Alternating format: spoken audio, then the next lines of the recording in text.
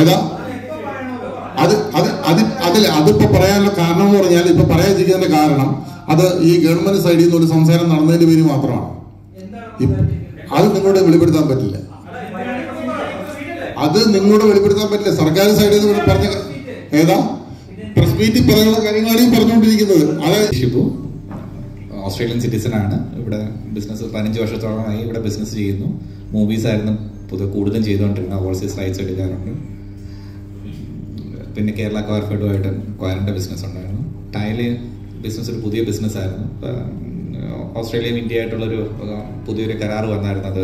ഇന്ത്യയിൽ നിന്ന് സാധനം ഇമ്പോർട്ട് ചെയ്ത ഓസ്ട്രേലിയയിൽ ഡ്യൂട്ടി പേ ചെയ്യേണ്ട എന്നുള്ളൊരു പുതിയ കരാറാണ്.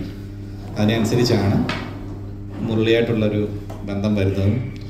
മുരളി ടൈല് വന്ന് മാനുഫാക്ചർ ചെയ്യുന്ന ഒരാളായിട്ടാണ് എന്നെ പരിചയപ്പെട്ടത്. പുള്ളി സാമ്പിൾസ് കാണിച്ചു. ഒരു 30 മോഡലോളം കാണിച്ചു. അതിനകത്തൊരു 15 എണ്ണം നമ്മൾ സെലക്ട് ചെയ്തു. അങ്ങനെ 2022 പുള്ളി 15 കണ്ടെയ്നർ സാധനം ഓസ്ട്രേലിയക്ക് അയക്കുന്നു. അവരൊരു $43,000 പേ ചെയ്തു. ഒരു എഗ്രിമെൻ്റ് ഉണ്ടായിരുന്നു. എഗ്രിമെൻ്റ് പ്രകാരം 90 ദിവസം കഴിഞ്ഞിട്ട് 50%, ബാക്കി സെയിൽസിനനുസരിച്ച് ബാക്കി പേ ചെയ്യുക. അതായിരുന്നു MOU ഉണ്ടായിരുന്നത്. ആദ്യത്തെ കണ്ടെയ്നർ വന്നപ്പോൾ തന്നെ പുള്ളി ക്വാളിറ്റി ചെക്ക് എല്ലാം കഴിഞ്ഞിട്ടാണ് ഇവിടുന്ന് അയച്ചത്. പുള്ളിയുടെ ലെറ്റർ ഹെഡിൽ ക്വാളിറ്റി ചെക്ക് കഴിഞ്ഞ് അവിടെ ക്ലിയറൻസിന് ക്വാളിറ്റി ചെക്ക് വേണം. ചെക്ക് കഴിഞ്ഞിട്ടാണ് അവിടെ വന്നത്. പക്ഷേ അവിടെ വന്നു കഴിഞ്ഞാൽ അവിടുത്തെ ക്വാളിറ്റി ചെക്കിൽ അത് ഫെയിലായി കഴിഞ്ഞപ്പോഴത്തേക്ക് അതിൻ്റെ ഡീറ്റെയിൽസ് എല്ലാം അയച്ചു കൊടുത്തു. അപ്പോഴാണ് പുള്ളി പറയുന്നത്, ഞാനൊരു മാനുഫാക്ചറർ അല്ല, ഞാനൊരു ട്രേഡർ മാത്രമാണ്. ഗുജറാത്തിൽ മോർബി എന്ന് പറഞ്ഞ സ്ഥലത്തു നിന്ന് സാധനം വാങ്ങിച്ചു. വേറൊരു ആടേക്ക് നിന്ന് വാങ്ങിച്ചു. പുള്ളിയുടെ ബ്രാൻഡ് അതിൽ ടേസ്റ്റ് ചെയ്ത് പുള്ളി അയക്കുന്ന ജസ്റ്റ് ഒരു ട്രേഡർ മാത്രമാണ് പുള്ളിന്ന് അപ്പം മനസ്സിലായി. ആക്ച്വലായിട്ട് സാധനം അയച്ച മാനുഫാക്ചറിങ് ഡിപ്പാർട്ട്മെൻറ്റ് കമ്പനിയായിട്ട് സംസാരിച്ചു. അവർക്ക് വീഡിയോ അയച്ചു കൊടുത്തു. എല്ലാ ഡീറ്റെയിൽസിലെല്ലാം അവർ മനസ്സിലായി, കാര്യം എന്നാന്ന് മനസ്സിലായി. എന്നിട്ട് അവർ വീണ്ടും നമ്മൾ ഓസ്ട്രേലിയയിലെ ലാബിൽ ടൈൽ ചെക്ക് ചെയ്യാൻ വിട്ടു. ലാബ് റിപ്പോർട്ട് വന്നു. അത് ലാബ് റിപ്പോർട്ടിൽ പറയുന്നത് ഈ ടൈല് ബേക്ക് ചെയ്താണ് ഉണ്ടാക്കുന്നത്. ബേക്ക് ചെയ്യുന്നതിൻ്റെ ടെമ്പറേച്ചർ കൂടിപ്പോയി. അപ്പോൾ ഹാർഡ്നെസ് കൂടി, സ്ട്രെങ്ത് ആണ്. ഇപ്പോൾ ഫോർ എക്സാമ്പിൾ പറഞ്ഞ ഒരു ബ്രെഡ് നമ്മൾ ടോസ്റ്റ് ചെയ്യുമ്പോൾ ഓവറായിട്ട് ഹീറ്റ് വന്നു കഴിഞ്ഞാൽ പൊടിഞ്ഞു പോകും, കട്ട് ചെയ്യുമ്പോൾ പൊടിഞ്ഞു പോകും. അതായിരുന്നു ആ ടൈലിൻ്റെ പ്രോബ്ലം. ടൈലിൻ്റെ ഒരു സ്ക്വയർ മീറ്ററിന് ഇവിടെ 200 രൂപയായിരിക്കും ഒരു സ്ക്വയർ മീറ്ററിന് ടൈലിൻ്റെ വില. ആ ടൈല് ഓസ്ട്രേലിയയിൽ എത്തുമ്പോൾ അത് 2000 രൂപയായിട്ട് മാറുന്നു. അതിൻ്റെ ക്ലിയറൻസിൻ്റെയും ബാക്കിയുള്ള ട്രാൻസ്പോർട്ടും എല്ലാം വെച്ചിട്ട് മുരളി ചിലവാക്കി 200 രൂപയാണ് ടൈലിന്. പക്ഷെ എനിക്കതവിടെ വരുമ്പോൾ ഒരു സ്ക്വയർ മീറ്ററിന് 2000 രൂപയായിട്ടാണ് വരുന്നത്. അപ്പോൾ ബാക്കി 1800 രൂപ ഞാൻ എൻ്റെ കയ്യിൽ നിന്നാണ് സ്പെൻഡ് ആയിരിക്കുന്നത്. അന്നേരം ഈ കംപ്ലൈൻറ്റ് വന്നപ്പോഴത്തേക്ക് കംപ്ലൈൻറ്റുള്ള മാനുഫാക്ചറിങ് കമ്പനിയായിട്ട് ഡിസ്കസ് ചെയ്തു. മാനുഫാക്ചറിങ് കമ്പനി പറഞ്ഞു ഞങ്ങൾക്ക് പേയ്മെൻറ്റ് വേണ്ട, വിട്ട കണ്ടെയ്നേഴ്സിന് പേയ്മെൻറ്റ് വേണ്ട എന്നുള്ളത്. അവർ റിട്ടേൺ ആയിട്ട് അവർ പറയുന്നു അവർക്ക് പൈസ വേണ്ട എന്നുള്ളത്. പൈസ വേണ്ടെന്ന് പറഞ്ഞാലും അവിടെ പ്രശ്നം തീരുന്നില്ല. അതായത് സാധനത്തിൻ്റെ വില വളരെ ചെറിയ എമൗണ്ടേ ഉള്ളൂ, 200 രൂപ വരുന്നുള്ളൂ. പക്ഷേ ഞാൻ സ്പെൻഡ് ചെയ്തേക്കുന്നത് 1800 രൂപ. അന്നേരം ഓൾമോസ്റ്റ് 2.5 കോടിയോളം രൂപ വരുന്നുണ്ട് ആ 15 കണ്ടെയ്നർ സാധനം അവിടെ വന്ന് ക്ലിയർ ചെയ്തപ്പോഴത്തേക്ക്. അത് കൂടാതെ മുരളിക്ക് കൊടുത്ത പൈസ വേറെ. അപ്പം മുന്നോട്ട് എങ്ങനെ പോകും, ഫുൾ സ്റ്റോപ്പായിട്ട് ബിസിനസ് ചെയ്താലും ഇനി ബിസിനസ് ചെയ്യേണ്ടെന്ന് വെച്ചാൽ മുന്നോട്ട് അത്രയും മുടക്കിയ പൈസ വർക്കൗട്ട് ആകത്തില്ലല്ലോ എന്നുള്ളൊരു പ്രതിസന്ധി വന്നപ്പോഴാണ് മുരളി വീണ്ടും അവിടെ കയറി വന്നു. ഓസ്ട്രേലിയക്ക് വന്ന് ഡിസ്കസ് ചെയ്തിട്ട് പറഞ്ഞു, നീ അടുത്തൊരു നല്ല ക്വാളിറ്റിയുള്ള കണ്ടെയ്നർ സാധനങ്ങൾ ഒന്നും കൂടെ വിടാം. ഇത് തൽക്കാലം ഈ പേയ്മെൻറ്റ് നമുക്ക് സെറ്റ് ഓഫ് ചെയ്യാം, ഫ്യൂച്ചറിലേക്ക് സെറ്റ് ഓഫ് ചെയ്യുന്ന രീതിയിൽ നമുക്ക് മാറ്റിവെക്കാം, ബിസിനസ് കണ്ടിന്യൂ ചെയ്യാമെന്ന് പറയുന്നു. ഓക്കെ, അങ്ങനെ തീരുമാനിച്ചിട്ടാണ് രണ്ടാമത്തെ ഒരു 16 കണ്ടെയ്നർ മുള്ളി വീണ്ടും കയറ്റി വിടുന്നത്. പക്ഷെ കണ്ടെയ്നർ ഇപ്പോൾ അടുത്ത 16 കണ്ടെയ്നർ വന്നത് ആക്ച്വലി പെർത്തി വരേണ്ടത് മെൽബണിൽ വരേണ്ട പെർത്തും 2 ഓർഡർ സ്വിച്ച് ആയിപ്പോയി. ഡിഫറെൻറ്റ് പോർട്ടിലാണ് സാധനം വന്നത്. എക്സാമ്പിൾ പറഞ്ഞാൽ കേരള തമിഴ്നാട് അങ്ങനെയുള്ള കേരളത്തിൽ വരുന്ന തമിഴ്നാട് പോയി അങ്ങനെ ഒരു വേറൊരു സ്റ്റേറ്റിലാണ് കണ്ടെയ്നർ വരുന്നത്. അപ്പം നിങ്ങൾ ചോദിക്കുമായിരിക്കും, എന്നാൽ എന്തുകൊണ്ട് ആ സ്റ്റേറ്റിൽ നിന്ന് ഇങ്ങോട്ട് നിങ്ങൾക്ക് മാറ്റി എടുത്ത് പ്രോബ്ലം തീർത്തുകൂടാന്നുള്ളത്. ഇന്ത്യ എന്നൊരു കണ്ടെയ്നർ കൊച്ചിയിൽ നിന്ന് ഓസ്ട്രേലിയ വരെ പോകാനായിട്ട് ഷിപ്പിൻ്റെ കോസ്റ്റ് $800, അതായത് 50,000 രൂപയാണ് വരുന്നത്. അപ്രോക്സിമേറ്റ്ലി 50,000 രൂപ വരും. ഞങ്ങളുടെ ആ മെൽബൺ പോർട്ടിൽ നിന്ന് പെർത്ത് വരെ വരണമെങ്കിൽ $8,000 ആണ്, 5 ലക്ഷം രൂപയാണ് അവിടുന്ന് വരണമെന്നുണ്ടെങ്കിൽ. 5.5 മണിക്കൂർ ഫ്ലൈറ്റും 2.5 മണിക്കൂർ ടൈം ഡിഫറൻസും ഉള്ളൊരു സ്റ്റേറ്റാണത്. അത് അവിടുത്തെ റോഡ് കോസ്റ്റ്, അതായത് ഒരു ടൈലിൻ്റെ ഒരു പാലറ്റ് 1 ടണ്ണാണ്. ഒരു കണ്ടെയ്നറിൻ്റെ അകത്ത് 30 പാലറ്റ് ഉണ്ട്, 30 ടൺ വരും. റോഡിൽ 15 ടണ്ണേ അലൗഡ് ഉള്ളൂ. അന്നേരം ആ റോഡിൻ്റെ എക്സ്ട്രാ ചാർജസും എല്ലാം വെച്ചാൽ $8,000 ആണ് വരുന്നത്. അതെനിക്ക് 10 പ്രാവശ്യം ഇന്ത്യയിൽ നിന്ന് സാധനം എടുക്കാം. എൻ്റെ ഓഫീസും എൻ്റെ വെയർ ഹൗസും എല്ലാം ഉള്ളത് വന്ന് പെർത്തിലാണ്. പെർത്തിൽ ആദ്യത്തെ 15 വന്നപ്പോഴത്തേക്ക് ഞാൻ എൻ്റെ വെയർ ഹൗസിൽ തന്നെ സ്റ്റോർ ചെയ്തു. മെൽബണിൽ ഈ സാധനം വന്നപ്പോഴത്തേക്ക് എനിക്ക് അവിടെ വെയർ ഹൗസ് ഇല്ല. എൻ്റെ കമ്പനിയുടെ പേരിലാണ് സാധനം വന്നത്. റിലീസ് ചെയ്തില്ലെങ്കിലത്തേക്ക് per day $2,000 demurrage port charge ചെയ്യും. അതുകൊണ്ട് ഞാൻ അത് റിലീസ് ചെയ്തിട്ട് അതൊരു വീക്ക്ലി സ്റ്റോറേജ്, അവിടെ വന്ന് ശമ്പളവും വീക്കിലാണ്, വീടിന് റെൻറ്റും വീക്കാണ്, അല്ല വീക്ക്ലി റേറ്റിലാണ് അവിടുത്തെ കാര്യങ്ങൾ. ഇന്ത്യയിൽ മന്ത്ലി ആയതുപോലെ അവിടെ വീക്ക്ലിയാണ്, മണിക്കൂറിനാണ് ശമ്പളം. അപ്പോൾ അവിടെ വീക്ക്ലി സ്റ്റോറേജ്, അതായത് ഒരു പാലറ്റിന് $15 വെച്ച് വീക്ക്ലി സ്റ്റോറേജിൽ ഇത് വന്ന് സെപ്റ്റംബർ 2023 തൊട്ട് ഇന്നും വീക്ക്ലി സ്റ്റോറേജിൽ എവറി വീക്ക് പേ ചെയ്ത് ആ സാധനം അവിടെ ഇരിക്കുകയാണ്. മുരളിയുടെ പല ഇമെയിൽസും ഉണ്ട്, സാധനം ഇന്ന് എടുത്തോളാം, നാളെ എടുത്തോളാം എന്ന് പറയുന്ന പല ഇമെയിൽസും ഉണ്ട്. പക്ഷേ ഇന്നേ വരെ ആ സാധനം അവിടുന്ന് എടുത്തിട്ടില്ല. അത് കഴിഞ്ഞു. ഇപ്പം ആദ്യത്തെ ഒരു ബിസിനസ്സിലൊരു മിസ്റ്റേക്കായിട്ട് നമുക്ക് കാൽക്കുലേറ്റ് ചെയ്യാം. പക്ഷെ രണ്ടാമതും ഒരു ചെറിയൊരു, അതായത് ഒരു പോർട്ട്, ഒരു മൈനർ സാധനത്തിൽ പോലും ഒരു ഇത്രയും വലിയ മിസ്റ്റേക്ക് വരുമ്പോഴത്തേക്ക് അത് പുള്ളിയായിട്ട് ബിസിനസ് മുന്നോട്ട് കൊണ്ടുപോകുക എന്ന് പറയുന്നത് ഒരു വളരെ ബുദ്ധിമുട്ടുള്ള കാര്യമാണ്. അതായത് പുള്ളി ഒരു ട്രേഡ് വളരെ നല്ല സാധനമായിരുന്നു. അത് കണ്ടിന്യൂസ് ആയിട്ട് ബിസിനസ് നടക്കുന്നുണ്ട്. കണ്ടിന്യൂസ് ആയിട്ട് എല്ലാ മാസവും പറഞ്ഞൊരു 10 കണ്ടെയ്നറെങ്കിലും ഇവിടുന്ന് കയറി പോകുന്നുണ്ട്. നല്ലതായിട്ട് പോകുന്നു, ഓർഗനൈസ്ഡ് ആണ്, എല്ലാ കാര്യവും നല്ല ടൈൽ ബിസിനസ്സായി നല്ലതായിട്ട് പോകുന്നു. അപ്പം ഈ ഇത്രയും കണ്ടെയ്നർ മെൽബണിലിരിക്കുന്നു, എല്ലാ ആഴ്ചയിലും ചാർജും എനിക്ക് വരുന്ന സമയത്താണ് ഞാൻ ഇവിടുത്തെ ഡിപ്പാർട്ട്മെൻറ്റ് ഓഫ് ഫോറിൻ ട്രേഡിൽ കംപ്ലയിൻറ്റ് ചെയ്യുന്നത്. അതായത് ഇത്രയും സാധനത്തിന് എനിക്ക് ലോസ് ഉണ്ടായിട്ടുണ്ട്. അന്നേരം ഡിപ്പാർട്ട്മെൻറ്റ് ഓഫ് ഫോറിൻ ട്രേഡ് ചോദിച്ച ചോദ്യങ്ങൾ എന്ന് പറഞ്ഞു കഴിഞ്ഞാൽ, ഇവിടുത്തെ അപ്രൂവ്ഡ് ആയിട്ട് വെണ്ടർ ലിസ്റ്റിലുള്ള എക്സ്പോർട്ടേഴ്സ് ഉണ്ട്, അവരുടെ നിന്ന് നിങ്ങൾ എന്തുകൊണ്ട് സാധനം എടുത്തില്ല? 1. 2, നിങ്ങൾ ഇത്രയും കണ്ടെയ്നേഴ്സ്, ഇത്രയും സ്റ്റോക്ക് ഇവിടെ പോകുമ്പോഴത്തേക്ക് എന്തുകൊണ്ട് നിങ്ങൾ നാട്ടിൽ വന്നത് ചെക്ക് ചെയ്തില്ല? 3, അവർ പറയുന്ന ഒരു അഷുറൻസ് എന്ന് പറയുന്നത് നിങ്ങൾ എത്ര രൂപ മുകളിലേക്ക് കൊടുത്തോ ആ പൈസയ്ക്ക് അഷുറൻസ് ഉണ്ട്. പക്ഷേ നിങ്ങൾ ചിലവാക്കിയ പൈസയ്ക്ക് അഷുറൻസ് ഇല്ല. നിങ്ങളുടെ ക്ലിയറൻസിനോ അതിനൊന്നും ഇന്ത്യൻ ഗവൺമെൻറ്റിന് അഷുറൻസ് തരാനൊക്കത്തില്ല. മുരളിക്ക് കൊടുത്ത്, അതായത് ഓസ്ട്രേലിയയിൽ നിന്നുള്ള ക്വാളിറ്റി ടെസ്റ്റിങ്ങിൻ്റെ റിപ്പോർട്ട് കൊടുത്തപ്പോഴത്തേക്ക് അവർ പറഞ്ഞു ഇന്ത്യക്ക് ചെയ്യാൻ പറ്റുന്ന, ഇന്ത്യൻ ഗവൺമെൻറ് ചെയ്യാൻ പറ്റുന്ന കാര്യം ഇവിടുന്ന് എക്സ്പോർട്ട് ചെയ്ത് സാധനങ്ങളുടെ നിങ്ങൾ എത്ര രൂപ കൊടുത്തു ആ പൈസ റീഫണ്ട് തരാനൊക്കും എന്നുള്ളതാണ് പറഞ്ഞത്. ഇതിൽ നിന്ന് എനിക്ക് മനസ്സിലായി എൻ്റെ ഇന്ന് സ്പെൻഡ് ചെയ്ത പൈസ എല്ലാം പോയി. എന്നിട്ടും ഈ ലീഡിങ് ന്യൂസ് പേപ്പർ ഇത് റിപ്പോർട്ട് ചെയ്തില്ല. സാധാരണ എൻ്റെ പേരിൽ FIR ഇന്ന് വീഴുവാണെങ്കിൽ ഇന്ന് രാത്രി തന്നെ പബ്ലിഷ് ചെയ്ത് നാളെ രാവിലത്തെ പേപ്പറിൽ വരുന്ന ന്യൂസ് പേപ്പർക്ക് ഈ സാധനം കൊടുത്തിട്ട് അവർ റിപ്പോർട്ട് ചെയ്തില്ല. ഇത് കോടതി അന്വേഷിച്ചതാണ്. പോലീസ് അന്വേഷിക്കാൻ വേണ്ടി പോലീസിൽ FIR ഇടാൻ വേണ്ടി കൊടുത്തതല്ല കേസല്ല. കോടതിയിൽ ഇത്രയും ഡോക്യുമെൻറ്റ്സോടെ ഇവിടുത്തെ ഇന്ത്യൻ DGFTയുടെ റിപ്പോർട്ട് ഉൾപ്പെടെയുള്ള ഇതാണ് ഞാൻ കോടതിയിൽ കൊടുത്തത്. അതുകൊണ്ട് കോടതി അന്വേഷണത്തിനായി പോലീസിൻ്റെ വിട്ടതാണ്. ഇത്രയും സ്ട്രോങ് കേസായിട്ട് പോലും അവർ റിപ്പോർട്ട് ചെയ്തില്ല. ഒരു സർപ്രൈസിംഗ് ആയിട്ടുള്ളൊരു കാര്യമുണ്ട്. 4-ാം തീയതി കോടതി വളപ്പിൽ വെച്ച് ഭീഷണിപ്പെടുത്തിയെന്നാണ് കേസ് കൊടുത്തേക്കുന്നത്. ഞാനും പരിചേട്ടനും കൂടെ 4-ാം തീയതി ഭീഷണിപ്പെടുത്തിയെന്നാണ് കേസ് കൊടുത്തേക്കുന്നത്. 4-ാം തീയതി ഞാൻ ഓസ്ട്രേലിയയിൽ നിന്ന് ഇവിടെ ലാൻഡ് ചെയ്തിട്ടില്ല. ഞാൻ എൻ്റെ പാസ്പോർട്ടിൻ്റെ കോപ്പിയായിട്ട്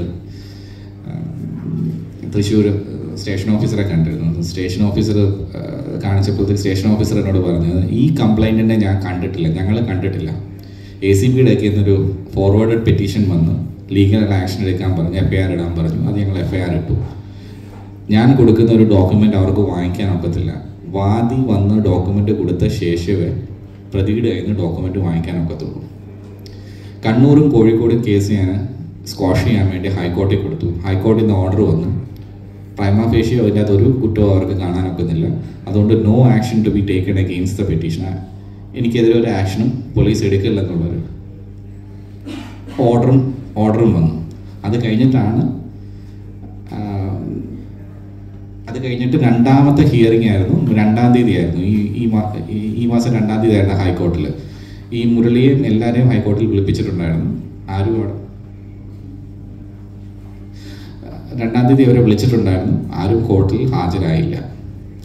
FIR ഇടുക, പിറ്റേ ദിവസം രാവിലെ പേപ്പറിൽ വരിക, അത് കഴിഞ്ഞിട്ടുള്ള ഒരു മൂവ്മെൻറ്റും, അതായത് ഇവർ പോലീസ് വിളിച്ചാൽ പോലീസിനൊരു ഫാക്സ് ഇല്ല അവിടെ. അതാണ് ഇപ്പം നടന്നുകൊണ്ടിരിക്കുന്നത്. FIR ഇടുക, പിറ്റേ ദിവസം രാവിലെ പേപ്പർ വരും, പിന്നെ ഇവരെ പറ്റിയ അഡ്രസ് ഇല്ല.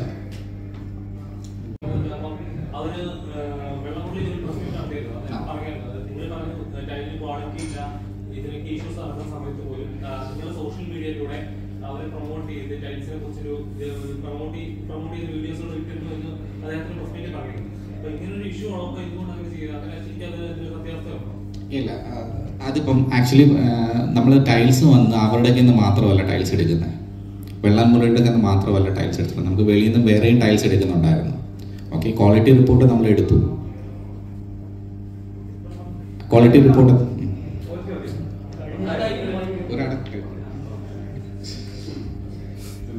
ഓക്കെ അല്ല, ക്വാളിറ്റി റിപ്പോർട്ട് നമ്മൾ എടുത്തു.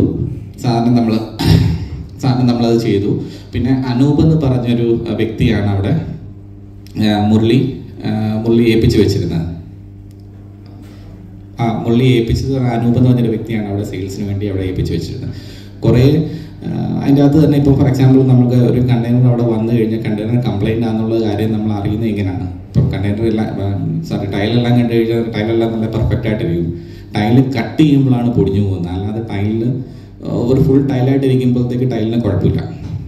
ഓക്കെ, കസ്റ്റമർ കൊണ്ടുപോയ ശേഷമാണ് നമ്മൾക്ക് കുറേ റീഫണ്ട്സ് തിരിച്ചു വന്നതിന് അതിൻ്റെ എല്ലാ പ്രൂഫുണ്ട്. അതെല്ലാം തിരിച്ചു വന്നപ്പോഴാണ് നമുക്ക് ഈ ടൈലിനൊരു കംപ്ലൈൻറ്റ് ഉണ്ടെന്നുള്ള കാര്യം നമ്മൾ മനസ്സിലാക്കുന്നത്. അങ്ങനെയാണ് നമ്മൾ ടെസ്റ്റിങ്ങിന് വിടുന്നത് എന്താണെന്നുള്ളത്. കുറേ വീഡിയോസ് എടുത്തു, മുരളിക്ക് അയച്ചു. അപ്പം മുരളി പറഞ്ഞു ഇത് പുള്ളി ഒരു ട്രേഡർ മാത്രമാണ്, മാനുഫാക്ചറിങ് കമ്പനി വേറെയാണെന്ന് പറഞ്ഞു. എന്നിട്ട് മാനുഫാക്ചറിങ് കമ്പനിയെ നമ്മൾ വിളിച്ചു, പുള്ളി കോൺഫറൻസിൽ ഇട്ട് തന്നു. അവരുമായിട്ട് സംസാരിച്ചു, അവർക്ക് വീഡിയോ വേണമെന്ന് പറഞ്ഞു. ലൈവായിട്ട് വീഡിയോ ഇട്ട് കൊടുത്തു. അവരെ തന്നെ ലൈവായിട്ട് നിർത്തിക്കൊണ്ട് വീഡിയോ. ഈ മുരളി ഷിബുനെ പറഞ്ഞ് പറ്റിച്ചൊരു കാര്യമുള്ളൂ. അത് മുരളി പറഞ്ഞത് മുരളിക്ക് ഇവിടെ കമ്പനി ഉണ്ട്, ആ കമ്പനിയിൽ നിന്നുള്ള സാധനങ്ങളാണ് ഇവിടെ അയക്കുന്നത് പറഞ്ഞ് വിശ്വസിപ്പിച്ചാണ് ഷിബുനെ കൊണ്ട് ഇത് ചെയ്യിപ്പിച്ചത്.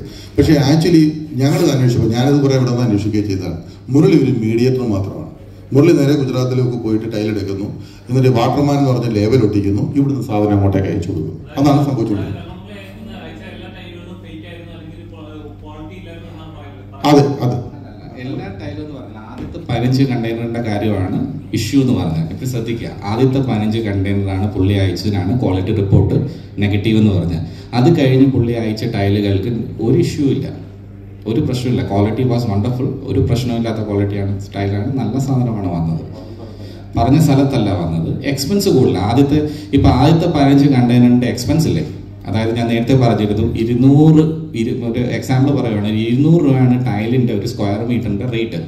ഇത് എൻ്റെ ഓഫീസിൽ അവിടെ എത്തുമ്പോഴത്തേക്ക് ഞാനത് 1800 കൂടി ഇട്ടാലാണ്, അതായത് മൊത്തം വാല്യൂ വരുന്നത് 2000 രൂപ എനിക്ക് അവിടെ ലാൻഡിങ് കോസ്റ്റ് വരുന്നുണ്ട്. എന്നാൽ ഈ 1800 രൂപ മുടക്കുന്നത് ഞാനാണ്. മുടക്കുന്ന വെറും 200 രൂപയേ ഉള്ളൂ. ആ 200 രൂപയ്ക്കകത്ത് ഞാൻ 10 പൈസ കൊടുത്തു കഴിഞ്ഞു ഓൾറെഡി.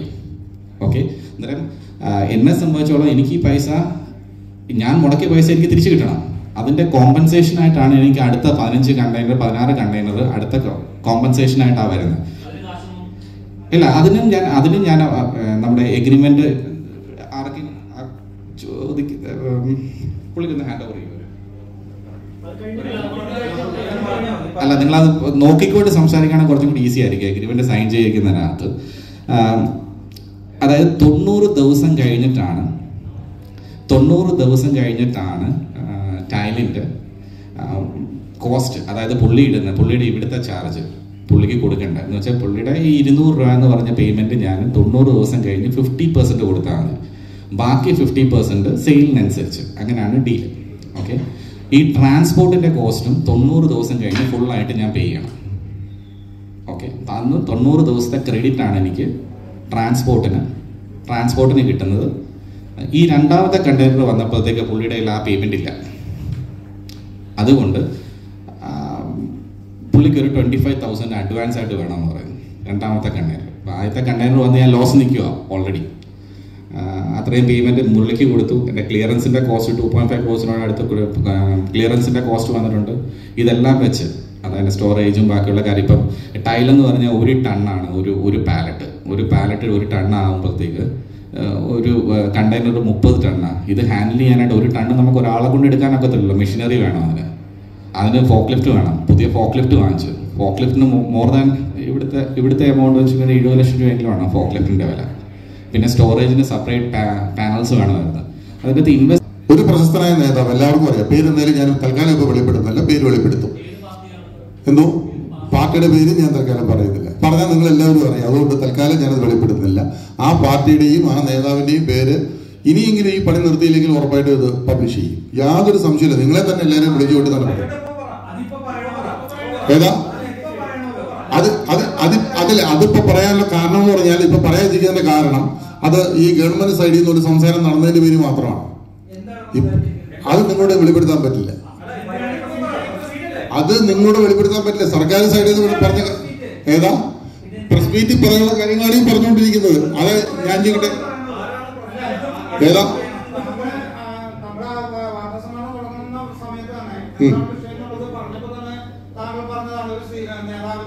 അതെ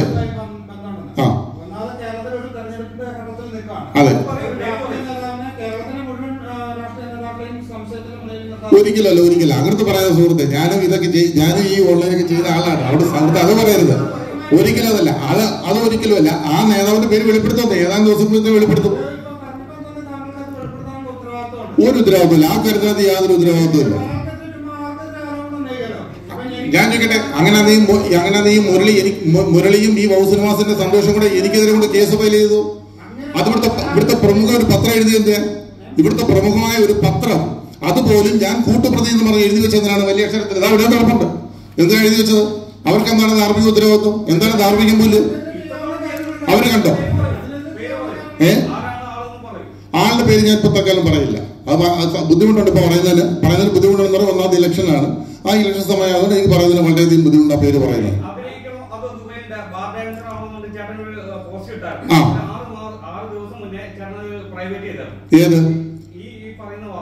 ഏത് വാർത്ത? ഞാനത് പ്രൈവറ്റ് ചെയ്തതല്ല. അത് ഈ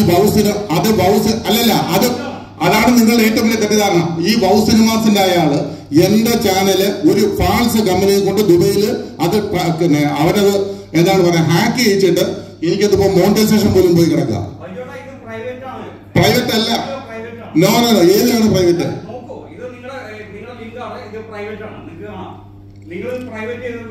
ഏത് വീഡിയോ? ഞാൻ നിങ്ങൾക്ക് കാണിച്ചോ? അത് ചാനലല്ല. ഞാൻ നിങ്ങൾക്ക് ഫേസ്ബുക്കിൽ നിന്ന് നിങ്ങൾക്ക് കാണണോ?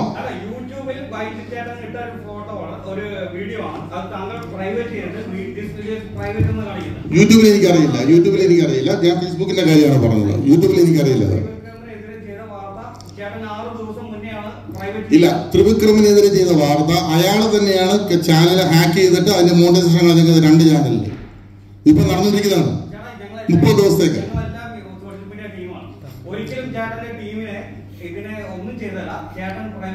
ഏതാ യൂട്യൂബിൽ ഞാനത് ചെക്ക് ചെയ്തിട്ട് പറയാം. ഉറപ്പായിട്ടും ചെക്ക് ചെയ്തിട്ട് പറയാം. ഞാൻ ചെക്ക് ചെയ്തിട്ട് പറയാം. ടെക്നിക്കലായിട്ട് പറഞ്ഞുകൊണ്ട് ഞാൻ കാര്യം പറഞ്ഞോട്ടെ. ഇതിൻ്റെ അകത്ത് എനിക്കറിയാം ഈ വീഡിയോ പ്രൈവറ്റ് ആയെന്നുള്ള കാര്യം. യൂട്യൂബിന്റെ അല്ല, ബേസിക്കലി അല്ല. ഒരു മിനിറ്റ് ഞാൻ പറഞ്ഞോട്ടെ. അല്ല അതിനകത്ത് അല്ല ഒരു മിനിറ്റ് സുഹൃത്ത് ഞാൻ പറഞ്ഞു തന്നോട്ടെ. നിങ്ങൾക്കൊരു ആൻസർ വേണോ? ഒരു മിനിറ്റ്. നിങ്ങൾക്കൊരു ആൻസർ വേണോ? കറക്റ്റ് ഒരു ആൻസർ പറയാം. അതിന് ഫേസ്ബുക്ക് വന്ന് ഫേസ്ബുക്കിനെ കൊണ്ട് ഒരു മിനിറ്റ്. ഫേസ്ബുക്കിൽ ലിങ്ക് വന്ന് യൂട്യൂബിന്റെ ലിങ്കാണ് ഫേസ്ബുക്കിൽ കൊടുക്കുന്നത്. ഓക്കെ അല്ലേ? ആണല്ലോ. അന്നേരം ഫേസ്ബുക്കിന് വന്നിട്ട് സ്ട്രൈക്ക് ആയിട്ട് 30 ഡേയ്സിലേക്ക് അവർ സ്റ്റോപ്പ് ചെയ്ത് ആ കറക്റ്റ്. ഒരു മിനിറ്റ് വെയിറ്റ് ചെയ്യും. അല്ല അപ്പൊ സ്ട്രൈക്ക് അല്ല ആ പറഞ്ഞ ആളിന് വരുമോ? ഞാൻ കാണിച്ചു തന്നു കഴിഞ്ഞാൽ തീരുമോ? പോരെ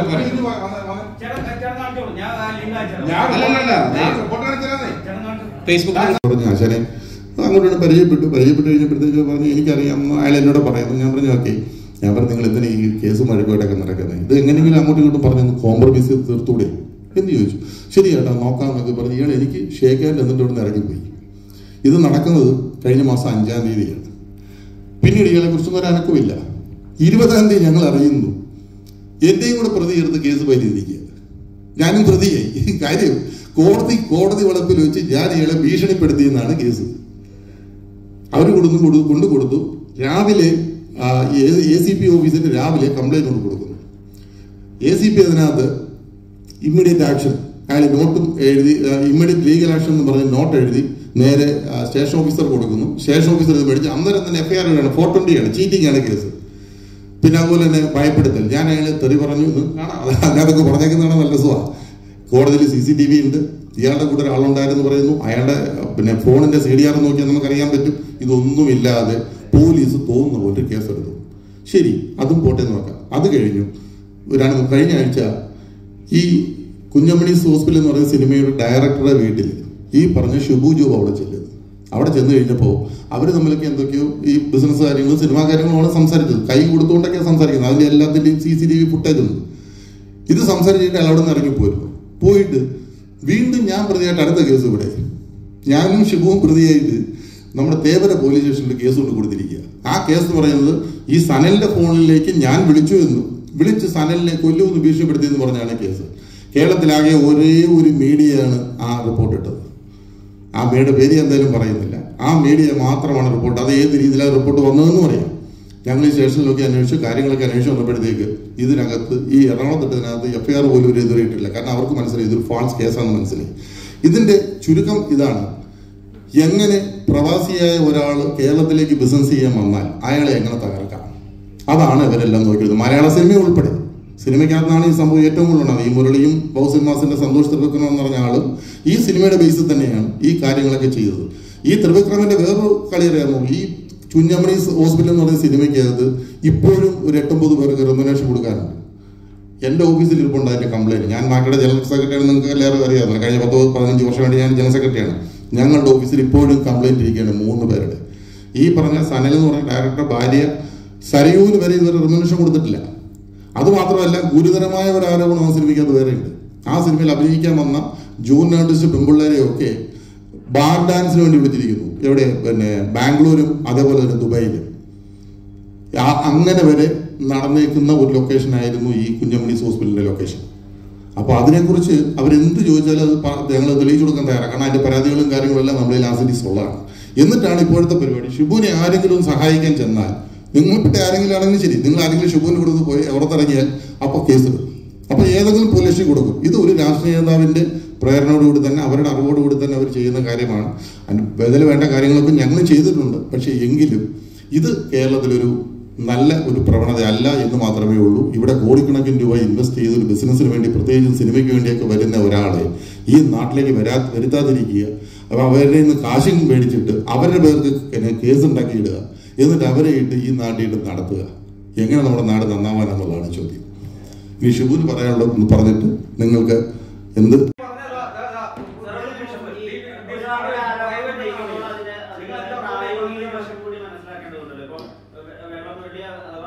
അല്ല വെള്ളമുരളിയുടെ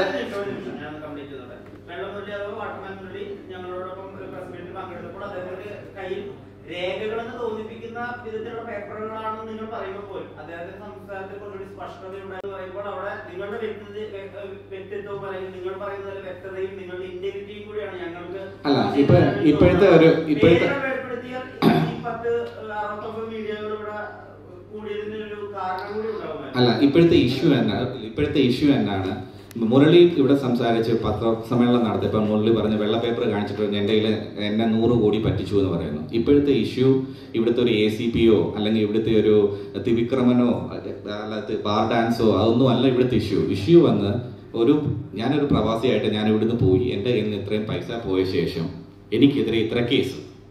ഓക്കെ, ഈ പ്രശ്നമായിട്ട് ബന്ധപ്പെട്ട് ഇപ്പം നിങ്ങൾ ചോദിക്കുവാണ്, ഒരു പുള്ളി ചോദിച്ചു ഈ ടൈലിന്റെ ക്വാളിറ്റിയുടെ കാര്യത്തെ പറ്റി ചോദിച്ചു. ക്വാളിറ്റി റിപ്പോർട്ട് ഇവിടെ ഉണ്ട്. അത് ഓൾറെഡി വന്ന് ഇന്ത്യൻ ഗവൺമെന്റ് DGFT അപ്രൂവ് ചെയ്തൊരു സാധനമാണ് ഇവിടെ ഉള്ളത്.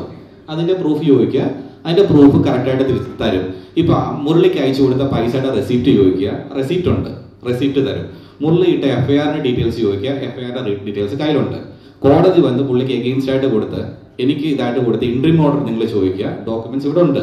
ഇതിപ്പോ നിങ്ങൾ ഏതും വന്ന് ഇപ്പൊ ഇത്രയും പേര് ഇവിടെ ഇരിക്കുന്നവർക്ക് നിങ്ങൾക്ക് കൊണ്ടുപോയ ഒരു എഫ്ഐആർ ആരുടെയും പേരിടാനൊക്കെ അല്ലെ? ഒരു മിനിറ്റ്, അല്ല ഏതോ ഒരു രാഷ്ട്രീയ നേതാവെന്ന് പറയാനുള്ള കാരണം എന്ന് വെച്ചാൽ നിങ്ങൾ വിചാരിച്ചാൽ ഒരാളുടെ പേരിൽ 4 എഫ്ഐആർ ഇടാനൊക്കെ ഒരു മന്ത്രി ഒരു പോലീസോ എന്തെങ്കിലും ഒരു അൺവാണ്ടഡ് ആയിട്ടുള്ള ഒരാള്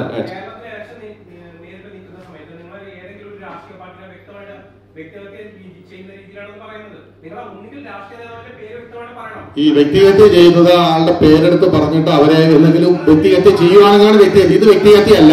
ആരോപണം പറഞ്ഞത് ആരോപണം തന്നെയാണ്. ഒരു രാഷ്ട്രീയ നേതാവ് പറഞ്ഞ ആരോപണം തന്നെയാണ്. ഏതോ അതെ, അത് പറയാൻ എങ്ങനെ പറയാൻ പറ്റും? CPM മാത്രമാണെന്ന് എങ്ങനെ പറയാൻ പറ്റും? എങ്ങനെ പറയാൻ പറ്റും? കണ്ണൂർ ലോബി എന്ന കോൺഗ്രസിനെല്ലാം കണ്ണൂർ ലോബി ഇല്ലേ? നിങ്ങൾ അതീ പിടിച്ച് ഞാനല്ല, അതീ പിടിച്ച് ഞാനല്ല സുഹൃത്തുക്കളെ, അതീ പിടിച്ച് ഞാനല്ല. ഞാനും ഒന്നാന്തര കമ്മ്യൂണിസ്റ്റുകാരനായിരുന്നു. ഒന്നാന്തര കമ്മ്യൂണിസ്റ്റുകാരൻ ചുമന്ന കൂടി പിടിച്ച ആള് തന്നെയാണ്. അത് യാതൊരു മാറ്റമില്ല. അതുകൊണ്ട് ആ രീതിയിലൊന്നും നിങ്ങൾ അതിനെ പിടിച്ച് വളച്ചൊടിക്കാൻ നോക്കണ്ട. അങ്ങനത്തെ ഒരു സംഗതി ഇല്ല. നിങ്ങൾ പറയുന്ന പോലെ അല്ല. അതുകൊണ്ട് ഞങ്ങൾക്ക് ഇതിനകത്ത് ആ നേതാവ് ആരാണെന്നുള്ളത് ഉറപ്പായിട്ട് ഞാൻ ആ നേതാവിന്റെ പേര് വെളിപ്പെടുത്തി. ഞങ്ങൾ 1-2 കാര്യങ്ങൾ പറഞ്ഞിട്ടുണ്ട്. ആ കാര്യങ്ങൾ നോക്കട്ടെ, വരുമോ നോക്കട്ടെ. ഇനി എഫ്ഐആർ ഇറങ്ങി അവർ എഫ്ഐആർ ഇടട്ടെ. സുഹൃത്തെ, ഞാൻ വേറെ കാര്യം ചോദിക്കട്ടെ. സുഹൃത്തെ, എനിക്ക് വേറെ ചോദിക്കട്ടെ. ഈ പോലീസ് അല്ല CPM അല്ല നിങ്ങൾ ഒരു മിനിറ്റ് ഇപ്പൊ ഞാനൊരു പോലീസ് സ്റ്റേഷൻ അല്ല ഒരു മിനിറ്റ് ഞാൻ പറഞ്ഞോട്ടെ. ഇപ്പൊ ഞാനൊരു പോലീസ് സ്റ്റേഷനിൽ പോയിട്ട് ഞാൻ ചോദിക്കുക, എന്റെ കയ്യിലിരിക്കുന്ന ഡോക്യുമെന്റ്സ് എല്ലാം ഞാൻ കൊടുത്തിട്ട് പോലീസുകാരോട് ചോദിക്കുന്നു, ഇത് നിങ്ങൾ എങ്ങനെ എഫ്ഐആർ ഇട്ടെ എന്ന് ചോദിക്കുമ്പോഴേക്ക് പോലീസുകാർ തന്നെ പറയുന്നുണ്ട്. അതായത് നിങ്ങളോട് നിങ്ങൾ നേരത്തെ ചോദിച്ചില്ലേ, ACPയുടെ പേര് ചോദിച്ചില്ലേ? ACPയുടെ സിഗ്നേച്ചർ ഉള്ള സാധനം കയ്യിലുണ്ട്. നിങ്ങൾ കണ്ടുപിടിക്കുക ആരാണ്.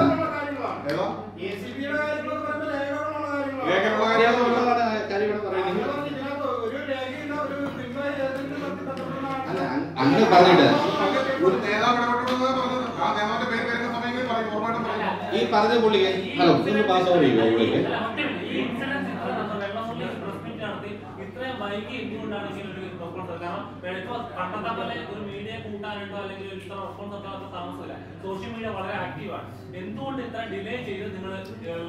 ഞാൻ വന്നു ഓസ്ട്രേലിയയിലുള്ള മനുഷ്യനാണ്. അവിടെ ഇരുന്ന് ചെയ്യണമായിരുന്നു. അല്ല ഞാൻ ചോദിക്കട്ടെ, സുഹൃത്ത് ഈ മീഡിയക്ക് പുള്ളി വന്ന് വെള്ളമുള്ളി വന്ന് ഇത്രയും പറഞ്ഞപ്പോ നിങ്ങൾ എന്തെങ്കിലും ഒരു ഡോക്യുമെന്റ് നിങ്ങൾ കാണിച്ചിട്ടുണ്ടോ? അല്ല നിങ്ങൾ എന്തെങ്കിലും ഒരു ഡോക്യുമെന്റ് നിങ്ങൾ പുള്ളിയുടെ ചോദിച്ചിട്ടുണ്ടോ? ഞാനിവിടെ ഇത്രയും ഡോക്യുമെന്റ് ACP സൈൻ ചെയ്ത് ACPയുടെ പേപ്പർ ഉൾപ്പെടെയാ പറയുന്നത്. എന്ത് ഡോക്യുമെന്റ്? ആ ഡോക്യുമെന്റ് എന്ന് പറയോ? ഒരു ഡോക്യുമെന്റ് പറയോ നിങ്ങൾ? അല്ല അതാ പറയുന്നത്. അതിൽ നിങ്ങൾ പറയുന്ന വ്യക്തത എന്ന് പറയുമ്പോ ഏത് ഡോക്യുമെന്റാ നിങ്ങൾക്ക് തന്നെ? ആരോപണം അല്ല, ഒരേ ഒരു കാര്യത്തിലാണ് പുള്ളി ഓക്കെ രാഷ്ട്രീയ നേതാവ് എന്നുള്ളതാണ് പുള്ളി പറഞ്ഞത്. ആ രാഷ്ട്രീയ നേതാവ് എന്ന് വെച്ചാൽ പോലീസ് ചെയ്തപ്പോഴും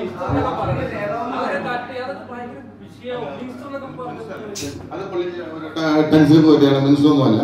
കണ്ണൂർ ലോബിയുള്ള ഒരു രാഷ്ട്രീയ നേതാവാണ്. അത് ഇലക്ഷൻ ആയതുകൊണ്ട് തന്നെയാണ്. നിങ്ങൾ ഇനി എത്ര സംബന്ധിച്ചാലും എന്റെ മകൻ ആ പേര് ഇപ്പൊ തൽക്കാലം വരത്തില്ല. അതുകൊണ്ട് നമുക്ക് ആ വിഷയം വിടാം. പറഞ്ഞു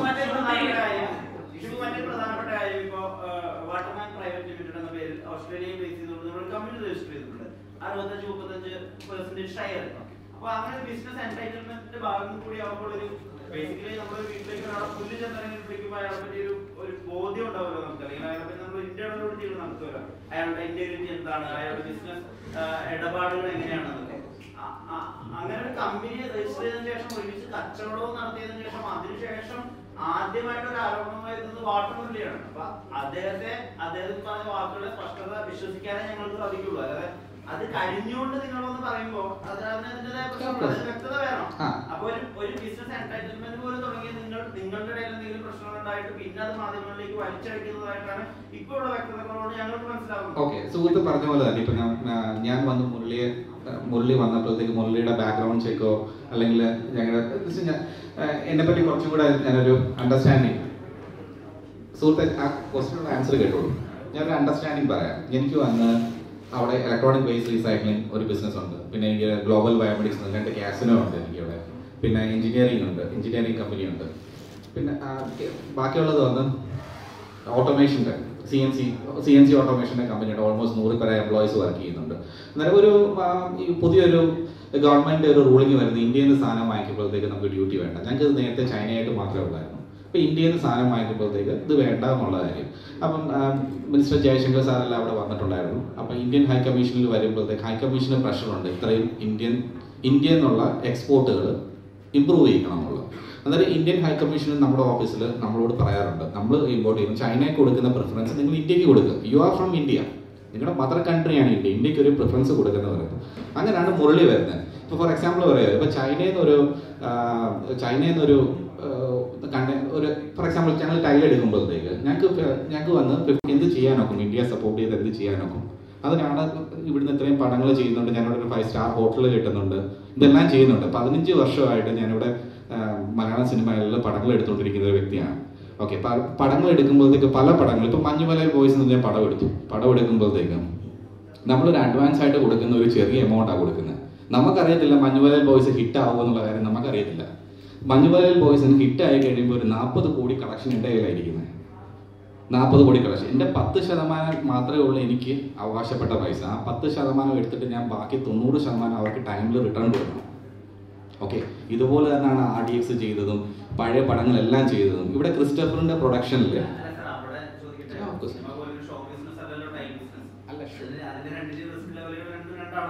അല്ലല്ല, ഇതിന്റെ അകത്ത് റിസ്ക് ലെവല് ഇന്ത്യയിലുള്ള കേരളത്തിലുള്ള പ്രൊഡ്യൂസേഴ്സിനാണ് റിസ്ക് ലെവല് കൂടുതൽ. അതായത് ഞാൻ ഇവിടുന്ന് ഒരു പടം എടുക്കുന്നു, ഇപ്പൊ ഞാൻ ആവേശമുണ്ട്, എൻ്റെ കയ്യിൽ ആവേശമുണ്ട്, വർഷങ്ങൾക്കപ്പുറമുണ്ട്, നിങ്ങൾക്ക് എല്ലാം അറിയാം. അതൊരു ഏറ്റവും ഹൈലി ആന്റിസിപ്പേറ്റഡ് മൂവിയാണ് ഇവിടുത്തെ. ഞാൻ കൊടുത്തേക്കുന്ന എമൗണ്ടും അവിടെ കളക്ഷൻ എമൗണ്ടും കളക്ഷൻ നോക്കി എൻ്റെ കയ്യിലായിരിക്കും കളക്ഷൻ എമൗണ്ട് ഇരിക്കുന്നത്. ഇവിടുന്ന് വിശ്വസിച്ചാണ് എനിക്ക് ആ മൂവി തരുന്നത്. മൂവി തന്ന അത്രയും പൈസ ഞാൻ തിരിച്ചു കൊടുക്കണം. വിത്തിൻ ദ ടൈം ഫ്രെയിം ഞാൻ തിരിച്ചു കൊടുത്താലേ എനിക്ക് അടുത്ത പടം കിട്ടത്തുള്ളൂ. 15 വർഷമായിട്ട് ഞാൻ പടം ചെയ്യും. ഇന്നേ വരെ എൻ്റെ പേര് നിങ്ങൾക്ക് ആർക്കും അറിയത്തില്ലായിരിക്കും, പക്ഷെ എല്ലാ പടത്തിലും ഒരു സൈബർ സിസ്റ്റം എന്ന് പറഞ്ഞൊരു കമ്പനി പേരുണ്ട്. എൻ്റെ വൈഫിനെയോ എന്നെയോ എൻ്റെ പിള്ളേരെയോ ആർക്കും അറിയത്തില്ല. ഞാനിവിടെ ഒരു പടത്തിന് ക്രിസ്റ്റഫറിന്റെ പ്രൊഡക്ഷനിൽ പ്രൊഡ്യൂസർ എന്ന് പറഞ്ഞ് നോക്കിയാൽ നിങ്ങൾക്ക് കാണാം കമ്പനിയുടെ പേര്. ഓക്കെ, അപ്പോൾ ആ പടത്തിന്റെ ഒരു ഓപ്പണിങ്ങിനോ അല്ലെങ്കിൽ അതിന്റെ ഒരു ഷൂട്ടിംഗ് ലൊക്കേഷനിൽ പോലും ഞങ്ങൾ ആരും പോയിട്ടില്ല. അങ്ങനെ അത്രയും ബാക്ക് എൻഡ് നിൽക്കുന്ന ഒരാളാണ്. ആ ആളെയാണ് ഇപ്പം ഒരു ടൈൽ ബിസിനസ് എന്നെ സംബന്ധിച്ചോളം എല്ലാ ബിസിനസ്സിനെ, അതായത് പുതിയതായിട്ട് വന്ന ഒരു 2 വർഷം കൊണ്ട് മുളച്ചൊരു ചെറിയ ബിസിനസ് എന്നേ ഉള്ളൂ ടൈൽ ബിസിനസ്. ബാക്കിയുള്ള എല്ലാ ബിസിനസ്സിനും പ്രോഫിറ്റിൽ പോകുന്ന ഒരു ബിസിനസ്സാണ്. അതായത് നമ്മൾ 15 വർഷമായിട്ട് ഇവിടെ നിങ്ങൾ ഏത് പ്രൊഡക്ഷൻ ഡിപ്പാർട്ട്മെന്റിൽ വിളിച്ച് ചോദിച്ചു, ആന്റണി പെരുമ്പാവൂരിന്റെ ലേറ്റസ്റ്റ് നേര് ചെയ്തത് വാലിബൻ ചെയ്തത് ഞാനാണ്. അഡ്വാൻസ് എമൗണ്ട് കഴിഞ്ഞിട്ടുള്ള പേയ്മെന്റ് ആന്റണി പെരുമ്പാവൂരിന് 30 ദിവസത്തിനുള്ളിൽ കിട്ടിയോ കിട്ടിയില്ലോ. ഇത്രയും വർഷം കിട്ടും. ആന്റണി പെരുമ്പാവൂരിന്റെ അടുത്ത ബറോസ് എല്ലാ പടങ്ങളും ചെയ്യുന്ന റെസ്റ്റ് വേൾഡ് ചെയ്യുന്ന ഞാനാണ്.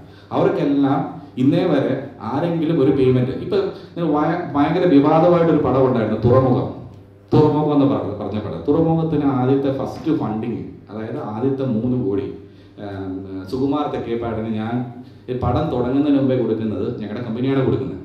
10 കോടിക്ക് പുള്ളി ആ പടം ഫുൾ എഴുതി എൻ്റെ തന്നതാണ്.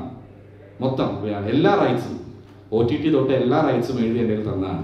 അത് കഴിഞ്ഞ് ഷൂട്ട് സ്റ്റാർട്ട് ചെയ്ത് കഴിഞ്ഞപ്പോഴത്തേക്ക് സുകുമാർ തെക്കേപ്പാട് പറഞ്ഞു 10 കോടി വളരെ കുറവായിപ്പോയി, ബഡ്ജറ്റ് കൂടി പോകും, അപ്പം 10 കോടി ഞങ്ങൾക്ക് തരാനൊക്കത്തില്ല, ഈ പടം തരാനൊക്കത്തില്ലെന്ന് പറഞ്ഞ് അവർ വേറെ ഓൾറെഡി സെല്ല് ചെയ്ത പടം പുള്ളി റീസെല് ചെയ്യുന്നു, രണ്ടാമത് വേറെ ആക്കി വയ്ക്കാൻ ശ്രമിക്കുന്നു.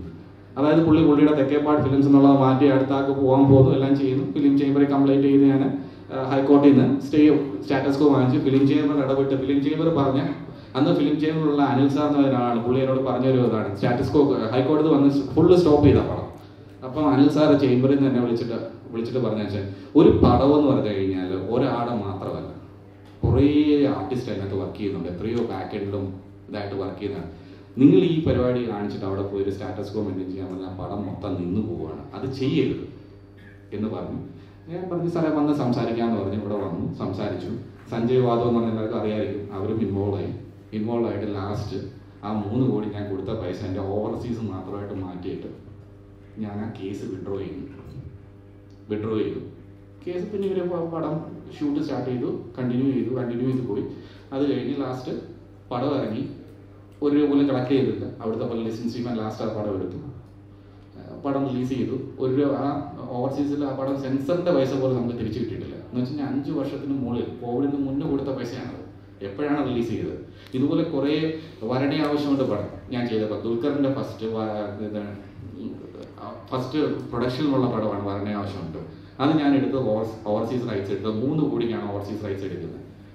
ആ പടം ദുൽഖറിന്റെ പടമല്ല, സുരേഷ് ഗോപിയുടെ പടമാണ് എന്നുള്ള കാര്യം പടമായി കഴിഞ്ഞപ്പോൾ, പടം അവിടെ ഓവർസീസ് റിലീസ് ചെയ്ത് കഴിഞ്ഞപ്പോഴാണ് നമ്മൾ മനസ്സിലാകുന്നത്.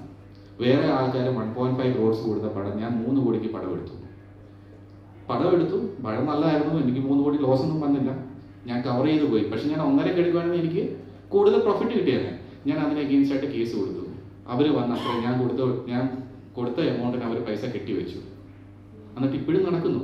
ബിസിനസ് ആകുമ്പോൾ അങ്ങോട്ടും ഇങ്ങോട്ടും പല പ്രശ്നങ്ങൾ ലീഗലായിട്ട്. ഇപ്പം ഞാൻ പോയി വരണേ ആവശ്യമുണ്ടായിരുന്നു, എനിക്കൊരു ചീറ്റിംഗ് ഉണ്ടായെന്ന് പറഞ്ഞിട്ട് ഞാൻ പോയി പേപ്പറിലും അല്ല FIR-ൽ 420 കേസല്ല ഇട്ട്.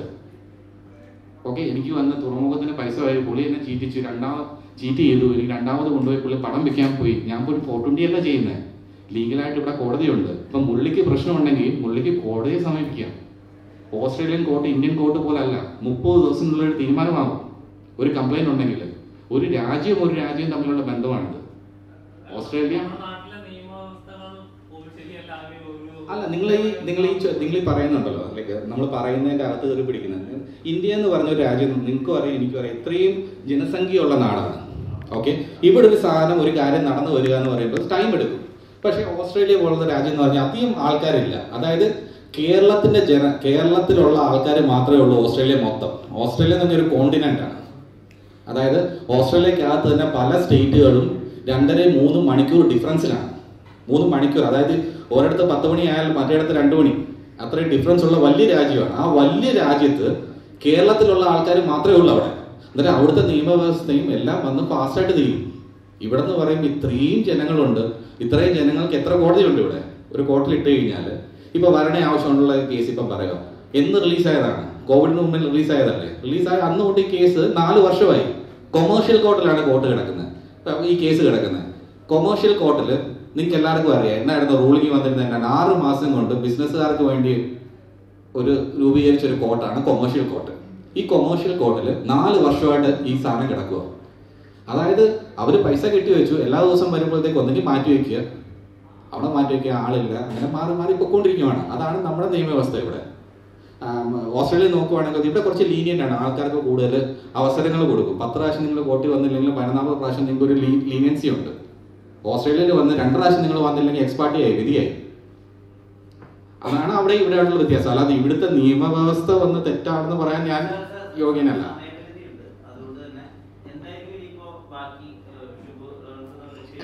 എന്റെ ഇഷ്യൂ ഈ മിനിസ്റ്ററോ അല്ലെങ്കിൽ ഇവരോ ഒന്നുമല്ല. എന്റെ ഇഷ്യൂ എന്ന് പറഞ്ഞു കഴിഞ്ഞാൽ ഞാൻ ഇവിടെ പല ബിസിനസ് ചെയ്യുന്ന ആളാണ്. അതായത് ഇപ്പം കഴിഞ്ഞ നിങ്ങളെല്ലാവരും ഉണ്ടായിരുന്ന പ്രസ് കോൺഫറൻസിൽ വേറൊരു കാര്യം കൂടെ പറഞ്ഞിരുന്നു. ഞാൻ അനധികൃതമായിട്ട് ഹോട്ടൽ നടത്തുവാണ്. അത് നിങ്ങളെല്ലാവരും കേട്ടാണെങ്കിലോ. ഇപ്പോഴും നിങ്ങൾക്ക് എല്ലാവരും വെൽക്കം. ആലപ്പുഴ അടുത്ത സ്ഥലമല്ലേ. 4 ഫ്ലോർ ആയ ഒരു സ്ട്രക്ചർ കംപ്ലീറ്റ് ചെയ്യാത്തൊരു ബിൽഡിങ്ങേ ആയിട്ടുള്ളൂ. ഒന്ന്.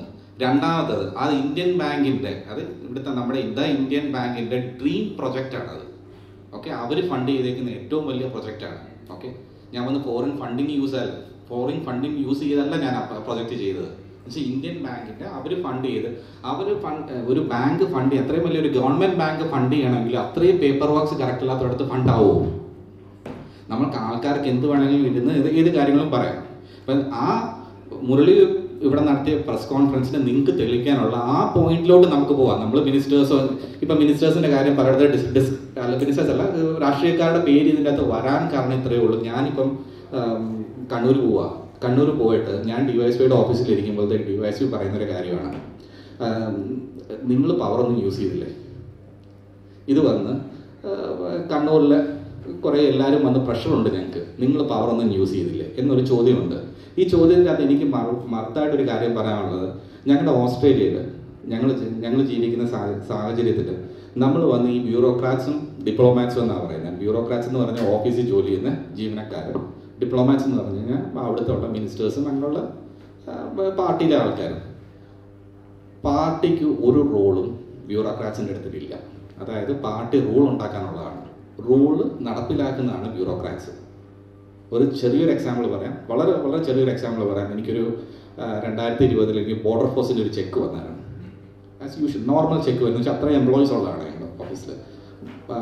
ചെക്ക് വന്നു. അപ്പം മിനിസ്റ്റേഴ്സ് എല്ലാം എപ്പോഴും നമ്മുടെ ഓഫീസിൽ കയറി ഇറങ്ങുന്നത്. അപ്പം ഞാനിങ്ങനെ ഒരു മിനിസ്റ്ററിനോട്, ഒരു മിനിസ്റ്റർ എന്ന് പറഞ്ഞു കഴിഞ്ഞാൽ assistant prime minister to prime minister, ഓസ്ട്രേലിയയുടെ അസിസ്റ്റന്റ് പ്രൈം മിനിസ്റ്ററാണ്.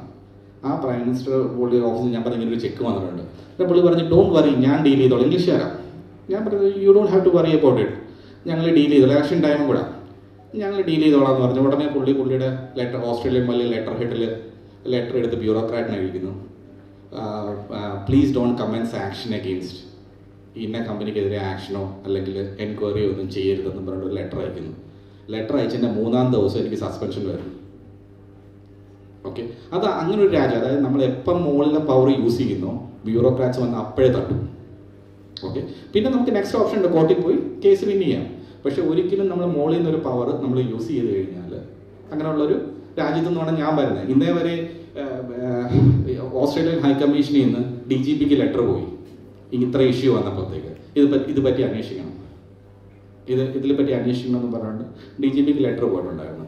അത് ഫോർമൽ ചാനലിലല്ലാതെ ഒരു ഇടപെടൽ ഒരു മിനിസ്റ്ററിനെ ഞാൻ പോയി കണ്ടിട്ടില്ല, ഒരു രാഷ്ട്രീയ പാർട്ടിക്കാരെ ഞാൻ കണ്ടിട്ടില്ല.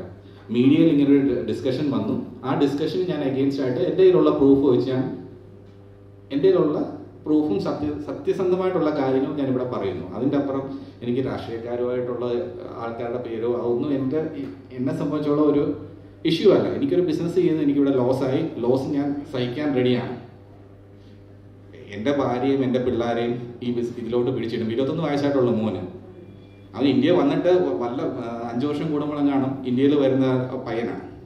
അവനെയും പിടിച്ച് കേസിൻ്റെ അകത്തിട്ട്, അങ്ങനെ വരുമ്പോഴുള്ള വിഷമം കാരണം നമ്മൾ സംസാരിക്കുന്നു. അതായത് ഇത്രയും പറഞ്ഞപ്പോഴത്തേക്ക് ഇതെന്നാന്നുള്ള കാര്യം അതിൽ കൂടുതലായിട്ട് ആരെയും കുറ്റപ്പെടുത്തുക ആ രീതിയിലല്ല നമ്മൾ അങ്ങനെ ടേക്ക് ചെയ്യല്ല. അതായത് മുരളി വന്ന് സംസാരിച്ചു, മുരളിക്ക് സംസാരിച്ചതിൻ്റെ അകത്ത് നിങ്ങൾ കുറേ കാര്യങ്ങൾ കേട്ടു. അതിൻ്റെ അകത്ത് കുറച്ചും കൂടെ ഒരു ക്ലാരിറ്റി തരാം. അതായത് മുരളി നിങ്ങൾക്ക് എഗ്രിമെന്റ് തന്നിട്ടുണ്ടോ എന്ന് അറിയത്തില്ല. ആ എഗ്രിമെന്റ് അത് വളരെ വ്യക്തമായിട്ട് എഴുതിയിട്ടുണ്ട്, ഓസ്ട്രേലിയൻ കോടതി മാത്രമേ നിൽക്കത്തുള്ളൂ. പിന്നെ എങ്ങനെ ഇവിടെ പോലീസ് കേസ് എടുത്തു, FIR എങ്ങനെ എടുത്തു പോലീസ്, ഇങ്ങനെയുള്ള പല കാര്യങ്ങൾ വരുന്നുണ്ട്. അതിനകത്തെല്ലാം നിങ്ങൾ മീഡിയയിലുള്ളവരാണ്, നിങ്ങൾക്ക് വേണമെങ്കിൽ ചെക്ക് ചെയ്യാം. എന്നെ സംബന്ധിച്ചോളം ഇപ്പോൾ 4 FIR വന്നു അല്ലെങ്കിൽ 10 FIR വന്നാലും അത് ലീഗലായിട്ട് നീങ്ങാനായിട്ട് എനിക്ക് ലോയറിനെ വെച്ചാൽ മതി, ലീഗലായിട്ട് നീങ്ങും. എനിക്ക് അതല്ല പ്രശ്നം. ഒരു കേസ് വരുന്നു, പിറ്റേ ദിവസം രാവിലെ പ്രമുഖ ന്യൂസ് പേപ്പർ വന്ന് തട്ടിപ്പ്. ഇത് എന്ത് തട്ടിപ്പാണ്, എവിടെയാണ് തട്ടിപ്പ്? അത് മാത്രമേ ചോദിക്കുന്നുള്ളൂ. ഈ തട്ടിപ്പ്, ഈ ഫ്രോഡ്, ഇത് എന്ത് ഫ്രോഡാണ്? ഇത്രയും പൈസ കളഞ്ഞിട്ട് എന്ത് ഫ്രോഡാണ്? ഇത് മാത്രമേ ഇതിൻ്റെ നമ്മുടെ ഇന്നത്തെ പ്രസ് കോൺഫറൻസിനകത്ത് അത് മാത്രം, ഇത് ഫ്രോഡല്ല. പൈസ പോയത് എൻ്റെയാണ്, ഞാനാണ് അനുഭവിക്കുന്നത്, എൻ്റെ ഫാമിലിയാണ് ഇതിനകത്ത് അനുഭവിക്കുന്നത്. അത്രയും മാത്രമേ നിങ്ങളോട് പറയുന്നുള്ളൂ. ആടുജീവിതം പോലെ വലിയൊരു മൂവി, അതായത് കേരളത്തിലെ എല്ലാ മൂവികളും എടുക്കുന്ന ഒരാളെന്ന നിലയ്ക്ക് ആടുജീവിതം പോലെ വലിയ മൂവിക്ക് വേണ്ടി ട്രൈ ചെയ്തിട്ട് കിട്ടാതിരുന്നാണ് ഇങ്ങനെ ഒരു ഫ്രോഡ് കമ്പനി ആണെന്നുള്ള പേരിൽ റിജക്ട് ചെയ്തു വല്ലതാണോ? ആടുജീവിതം 2 വർഷം മുമ്പേ ബ്ലെസ് സാറിൻ്റെ ഞാനൊരു ഓഫർ കൊടുത്തു. ബ്ലെസ് സാർ എന്നോട് പറഞ്ഞു ആ ടൈം ആകുമ്പോഴത്തേക്ക് പറയാമെന്ന്, റിലീസിൻ്റെ ടൈം ആകുമ്പോൾ പറയാമെന്ന് പറഞ്ഞു. ആടുജീവിതം 2 years ബിഫോർ GCC എന്ന് പറഞ്ഞ കൺട്രിയിൽ അത് പ്ലാൻഡ് ആയിരുന്നു. ആ പടം ഇറക്കാനൊക്കാത്ത രീതിയിലാണ് ഷൂട്ട് ചെയ്ത് അവർ പ്ലാൻ ചെയ്ത്. അന്നേരം പ്ലാൻ ചെയ്തിട്ടുണ്ടായിരുന്നു. അത് ആ റേഞ്ചിൽ അതിൻ്റെ അകത്ത് എൻ്റെ ഒരു കാൽക്കുലേഷൻ മിസ്റ്റേക്ക് എന്നുള്ള രീതിയിൽ ഞാനോ ഉദ്ദേശിച്ചെന്ന് പറഞ്ഞാൽ ഒരു കൊമേഴ്ഷ്യൽ ആംഗിളുള്ള പടമല്ല. പടം വന്ന നല്ല ക്ലാസ് ഫിലിമായിരിക്കും, പക്ഷെ കൊമേഴ്ഷ്യൽ. ഇപ്പം ഞാൻ പ്യുവർ ബിസിനസ് മാൻ, നമ്മൾ പൈസ എടുക്കുക എന്നുള്ളതാണ്. ഈ പൈസ ഇട്ട ഒരു നോൺ കൊമേഴ്ഷ്യൽ മൂവി എടുത്ത് അവാർഡ് കിട്ടുന്ന മൂവിയുടെയൊക്കെ നമുക്ക് പോവോ എന്നുള്ളൊരു എൻ്റെ തെറ്റായ ധാരണ. പക്ഷെ അതിൻ്റെ കളക്ഷൻ ഞാനോർത്ത് മഞ്ഞുമലയിൽ ബോയ്സിന് തമിഴുകാർ വളരെ സപ്പോർട്ടുണ്ടായിരുന്നു. കളക്ഷൻ വന്ന് ഭയങ്കര ഹൈ ആയിട്ട് പോയി. ഞാനോർത്ത് അതായിരിക്കും മലയാളത്തിലെ ഇതുവരെ ഉള്ള ഞാൻ ഇതുവരെ ചെയ്തേക്കുന്ന ഏറ്റവും കൂടുതൽ കളക്ഷൻ കിട്ടിയ മൂവിയാണ്. ഞാൻ അതോട്ട് മഞ്ഞുമലയിലായിരിക്കും ഏറ്റവും ടോപ്പ് ഹൈ കളക്ഷൻ എന്ന് പ്രതീക്ഷിച്ചു. പക്ഷേ അതിൻ്റെയൊക്കെ ഒരാഴ്ച കൊണ്ട് ആടുജീവിതം അത് കവർ ചെയ്ത് പോയി. പിന്നെ സാറ് ചോദിച്ചതിന് ഒരേ ഒരു ആൻസർ ഞാൻ പറയേണ്ടത് നിർത്താം. ഈ പ്രശ്നം കാരണം ഹൃദയഹരിയായ പ്രണയകഥാരയിൽ കേട്ടിട്ടുണ്ടോ ഒരു പടം? ഓക്കെ, അജിത്ത് എന്നാണ്. ഈ ന്യൂസ് വന്നപ്പോഴത്തേക്ക് അജിത്ത് വന്ന് ആദ്യം വിളിക്കുന്നത് ഉണ്ണികൃഷ്ണനെ വിളിച്ചിട്ട് പറയുന്നു, സാറേ എൻ്റെ ലൈഫാണ്, ഞാൻ 1.5 കോടി കൊടുത്ത് എടുത്തേക്കുന്ന പടമാണ്. ഓക്കെ, വേൾഡ് വൈഡ് എൻ്റെ ലൈഫാണ്, എനിക്കിനി ഇത് മുന്നോട്ട് വേറൊരു മാർഗ്ഗമില്ല, ഈ പടം ചെയ്തിട്ട് വേണം, അതിൻ്റെ അകത്ത് കിട്ടിയിട്ട് വേണം എനിക്ക് ജീവിക്കാൻ, ഈ ന്യൂസ് എല്ലാം വരുന്നത് എനിക്ക് പേടിയാണ് ചെയ്യാനത് പോകും. ഉണ്ണികൃഷ്ണൻ അത് പറഞ്ഞു, അത് ഷിബുവിനോട് സംസാരിക്കണം. എന്നെ വിളിച്ചിട്ട് പറഞ്ഞു, ഇതാണ് എൻ്റെ അവസ്ഥ, എനിക്ക് പേടിയാണ്, എന്തെങ്കിലും വഴി നിങ്ങൾക്ക് എന്തെങ്കിലും പ്രശ്നം വന്നു കഴിഞ്ഞാൽ എനിക്ക് വേറെ മാർഗ്ഗമില്ല, ഞാൻ പോയി സൂയിസൈഡ് ചെയ്യുള്ളൂ എന്ന് നിർത്തി എന്ന് പറഞ്ഞു. എൻ്റെ കൂടെ ഷിനോയും ഉണ്ട്, ഞങ്ങൾ ഒരുമിച്ചിരുന്ന് സംസാരിക്കുന്നത്. അപ്പോഴത്തേക്ക് ഞാൻ പറഞ്ഞു, സാർ ഞാൻ എന്ത് ചെയ്യണം എന്ന് പറഞ്ഞ്, ആ പടം ഞാൻ പൈസ തിരിച്ചു തന്നേക്കാം, ആ പടം എനിക്ക് തിരിച്ചു തരണം എന്ന് പറഞ്ഞു. അപ്പോൾ ഞാൻ പറഞ്ഞു, ഓക്കെ പൈസ തിരിച്ചു തന്നോളൂ, ഞാൻ തിരിച്ചു തരാമെന്ന് പറഞ്ഞു. അവർ പറഞ്ഞു, ഗോകുലത്തിന് ഞങ്ങൾ കൊടുക്കുക പടം എന്ന് പറഞ്ഞു. ഗോകുലത്തിനിടയ്ക്ക് പോയി. ഗോകുലത്തിൻ്റെ പടവും റെസ്റ്റ് വേൾഡ് ഞാൻ തന്നെ ചെയ്യുന്നത്. എല്ലാവരും അവരെടുത്ത് കഴിഞ്ഞാൽ GCC ബാലൻസ് ഞാൻ ഏത് പടമാണെങ്കിലും അത് കഴിഞ്ഞ് കഴിഞ്ഞാൽ റെസ്റ്റ് ഓഫ് ദ വേൾഡ് ഞാൻ ചെയ്യും, GCC കഴിഞ്ഞിട്ടുള്ള. ഗോകുലം പറഞ്ഞ് ഗോകുലം പടം എടുക്കാമെന്ന് പറഞ്ഞു. പിന്നെ ലാസ്റ്റ് എന്തോ ഒരു സംഭവത്തിൽ അവർ ഇതുവരെ പൈസ, ഇന്നത്തെ സിറ്റുവേഷനിൽ എനിക്ക് 30-ാം തീയതി പൈസ തരാമെന്നാണ് പറഞ്ഞത്. ഇതുവരെ ആ പൈസ കിട്ടിയിട്ടില്ല. അതുകൊണ്ട് നെഗറ്റീവ്സ് ഇല്ലാതില്ല, ഈ ന്യൂസ് വരുന്നതുകൊണ്ട് നെഗറ്റീവ്സ് ഇല്ലാതില്ല. ആന്റണി പെരുമാർ എന്നെ വിളിച്ചിട്ട് പറഞ്ഞു, ഷിബു നമ്മൾ തമ്മിൽ സംസാരിക്കുന്നതുകൊണ്ട് കുഴപ്പമില്ല, പക്ഷേ ഇത് വലിയ തെറ്റിദ്ധാരണകൾ ഉണ്ടാക്കും മോനെ, ഇങ്ങനെയാണ് വേർഡ് പറഞ്ഞത് ആന്റണി പെരുമാർ വിളിച്ചിട്ട്. എന്ന് വെച്ച് കഴിഞ്ഞാൽ ഒരു പടത്തിലും ഇപ്പം ആന്റണി സാറിൻ്റെ എല്ലാ പടത്തിലും സൈബർ സിസ്റ്റമാണ്, ഏത് പടത്തിലും നോക്കിയാലും. പക്ഷെ ഇന്നേ വരെ ഒരിടത്തും ഷിബു ജോണോ എൻ്റെ വൈഫിൻ്റെ പേരോ എങ്ങും നിങ്ങൾ കണ്ടു കാണത്തില്ല. അങ്ങനെ ഒരാളെ പറ്റി ഇങ്ങനെ ഇത്രയും ഫ്രോഡ് ഒരേ ഒരു ഡീലിൽ ഇത്രയും പൈസ പോയ ശേഷം പുള്ളിക്ക് ഇപ്പം മുരളിയുടെ, ഞാൻ പറഞ്ഞ പോലെ മുരളിയുടെ നിന്ന് പൈസ പോയിട്ടുണ്ട്, എൻ്റെ നിന്ന് പൈസ പോയിട്ടുണ്ട്, ഞങ്ങൾ രണ്ടുപേരുടെ നിന്ന് പൈസ പോയിട്ടുണ്ട്. മുരളി വന്ന് അറിഞ്ഞുകൊണ്ട് വന്ന് ഈ കണ്ണേറിൽ വന്ന് കൊള്ളാത്ത കണ്ണേറിന് എനിക്ക് അയച്ചെന്ന് എനിക്ക് പറയാൻ പറ്റില്ല. മുരളി ആസ് എ ബിസിനസ് മുരളിക്ക് പറ്റിയ തെറ്റാണ്, പ്രോപ്പറായിട്ട് ഡീൽ ചെയ്തുകൊണ്ട് മുരളിക്ക് പറ്റിയ തെറ്റാണ് അത് വന്നത്. പക്ഷെ ഞങ്ങൾക്ക് രണ്ടുപേർക്കും പൈസ പോയി. പക്ഷെ എൻ്റെ ഇടയിൽ കളിക്കുന്ന ആൾക്കാർ വേറെയാണ്, ഈ ത്രിവിക്രമനെ പോലുള്ള ആൾക്കാരാണ്. പുള്ളിക്ക് ഞാൻ കൊടുത്ത പൈസ തിരിച്ചു തരാതിരിക്കാൻ വേണ്ടി ഇവരെ കൊണ്ട് ഈ പാവ കളിപ്പിക്കുകയാണ്, അവരെ കൊണ്ട് വന്ന് ജയിപ്പിക്കണം. അതാണ് നടക്കുന്നത്. എനിക്ക് വന്ന് മുരളിയായിട്ട് യാതൊരു, അതായത് എനിക്ക് വ്യക്തമായിട്ട് അറിയാം. ഇനി ചോദ്യങ്ങളൊന്നുമില്ലല്ലോ. ഓഫീസിൽ പോയി ഞാൻ പോയി സംസാരിച്ചു. നിങ്ങൾക്ക് ആർക്ക് വേണേലും ഉമേഷ് എന്ന് പറഞ്ഞ DVSP ഉണ്ട്, അദ്ദേഹത്തെ വിളിച്ച് സംസാരിക്കാം. അദ്ദേഹം വളരെ മാന്യമായിട്ട് ഇടപെട്ടു, അതെല്ലാം കഴിഞ്ഞു. അത് കഴിഞ്ഞിട്ട് പരിയാരം സ്റ്റേഷനിൽ ഈ ബൗസിനിവാസന്റെ പ്രേരണയാൽ കൊടുത്ത ഒരു കേസ്, പ്രേരണ എന്ന് പറഞ്ഞാൽ അവരെല്ലാം കൂടെ ഉള്ളൊരു ഡീറ്റെയിൽസ് നമ്മൾ ഈ കിടപ്പുണ്ട്. ആ കേസിനകത്ത് ഷിബുവിനെ ഒരു ദിവസം അവർ മൊഴി എടുക്കണമെന്ന് പറഞ്ഞ് വിളിക്കുന്നു. ആ മൊഴി എടുക്കണമെന്ന് പറഞ്ഞ് വിളിച്ചപ്പോൾ ഞാൻ, ഈ ഷിബു, ഡയറക്ടർ സനല്, ഈ കുഞ്ഞമ്മണീസിന്റെ ഡയറക്ടർ സനല്, പിന്നെ വേറെ ഞങ്ങളുടെ സുഹൃത്തുക്കൾ, ഞങ്ങൾ എപ്പോഴും കാറിനകത്ത് പോകാനുള്ള ഞങ്ങൾ അന്ന് കാറിനകത്ത് പോയി. ഞങ്ങൾ ഇവിടുന്ന് രാവിലെ അങ്ങോട്ട് വന്ദേഭാരതിൽ പോയി, തിരിച്ചിങ്ങോട്ട് അതിലും വരാമെന്നുള്ള ധാരണയാണ് പോകുന്നത്. അവിടെ ചെന്ന് 4 മണിക്കാണ് ഇയാളെ കാണാമെന്ന് പറയുന്നത്, ഈ അന്വേഷണ ഉദ്യോഗസ്ഥൻ കാണാമെന്ന് പറയുന്നത് ഈ പരിയാരം പോലീസ് സ്റ്റേഷനിൽ.